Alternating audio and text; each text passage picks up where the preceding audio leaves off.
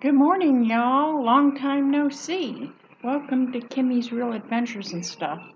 Sorry I haven't posted a blog in a little bit. Been a little busy. A lot going on in my life right now. Oh, not really, but there's enough that is stressing me out. I have a lot of anxiety right now, so haven't really been in a mood to do a vlog, even though I still need to get my butt outside and do something. Get back to Hollywood. Anyway, it's welcome to story time for Spoon River Anthologies. Do you recall this? About the fiction by Edgar Lee Masters, based on Midwestern towns where he grew up, shocking scandals and secret tragedies of Spoon River, with a fictional graveyard on top of the hill with the fictitious epitaphs. Now, if you recall, the last epitaph I wrote was from Conrad Seaver, Siever. Not that, let me read that again. Not in that wasted garden where bodies are drawn into grass that feeds no flocks and into evergreens that bear no fruit. There where along the shaded walks vain sighs are heard. Vain sighs are heard. And vainer dreams are dreamed of close communication with departed souls. But here, under the apple tree, I loved and washed the prune with gnarled hands in the long, long years. Here, under the roots of this northern spy, to move in the chemic change and circle of life, into the soil and into the flesh of the tree, and into the living epitaphs of redder apples. Okay, now we're going to pick up with Doc Hill. Oh, I think I read Doc Hill too. Okay, I must have left off at Doc Hill. Let's pick up with Andy the Night Watch. And if you are by chance reading along with me, Andy the Night Watch is on page 43. In my Spanish cloak, an old slouch hat, and overshoes of felt, and Tyke, my faithful dog, and my knotted hickory cane, I slipped about with a bull's-eye lantern from door to door on the square, as the midnight stars wheeled round and the bell in the steeple murmured. From the blowing of the wind and the weary steps of old Doc Hill sounded like one who walks in sleep, and a far-off rooster crew. And now another was watching Spoon River, as others watched before me. And here we lie, Doc Hill and I, where no one breaks through the steels. They're spelling it Steals, and no eye needs to guard. Refresher course, Doc Hill. I went up and down the streets, here and there, by day and night, through all the hours of the night, caring for the poor who were sick. Do you know why? My wife hated me. My son went to the dogs, and I turned to the people and poured out my love to them. Sweet it was to see the crowds above the lawns on the day of my funeral, and hear them murmur their love and sorrow.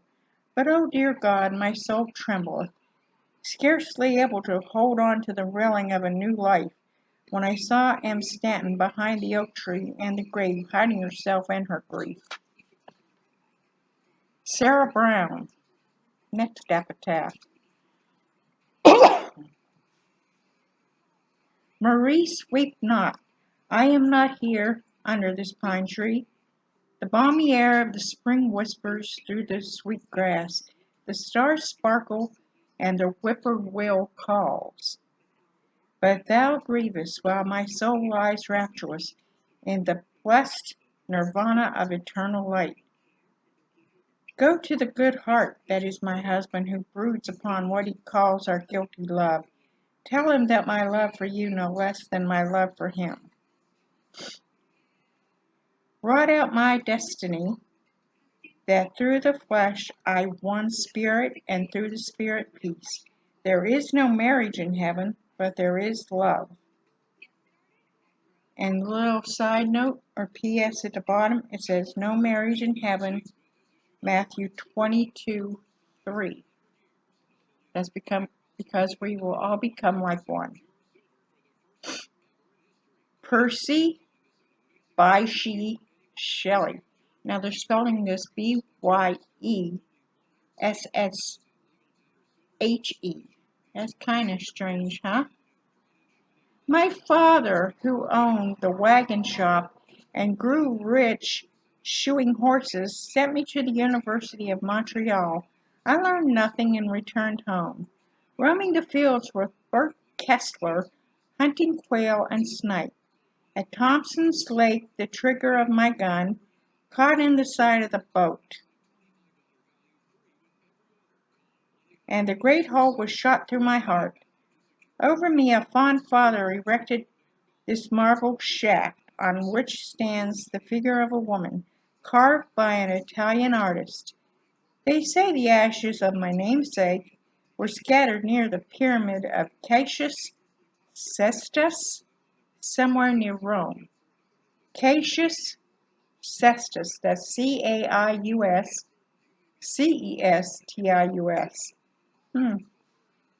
I don't know.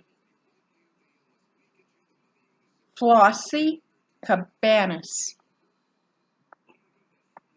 From Bindle's Opera House in the Village to Broadway is a great step, but I tried to take it, my ambition fired. When 16 years of age, seeing East Lynne, played here in the Village by Ralph Barrett, the coming romantic actor who enthralled my soul. Leaving Ralph disappeared in New York. Wait a minute, back up, I goofed. By Ralph Barrett, the coming romantic actor who enthralled my soul.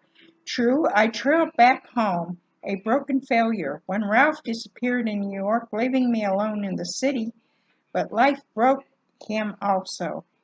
In all this place of silence, there are no kindred spirits. How I wish dews could stand amid the pathos of this quiet field. Dews, D-U-S-E. I'm guessing this person. How I wish dews could stand amid the pathos of these quiet fields and read these words. Okay, that's where I'm going to leave off on this Storytime edition. I will pick up next time with Julia Miller.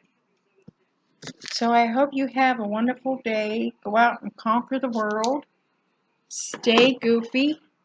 And if you want to pick up on some good merch, just check out my Facebook page, which I'll put a link in the description.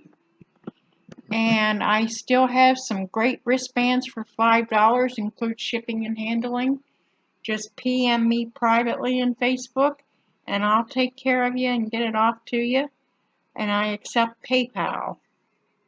If you want to do a personal check, it'll take you a little longer to get it. All right, see ya.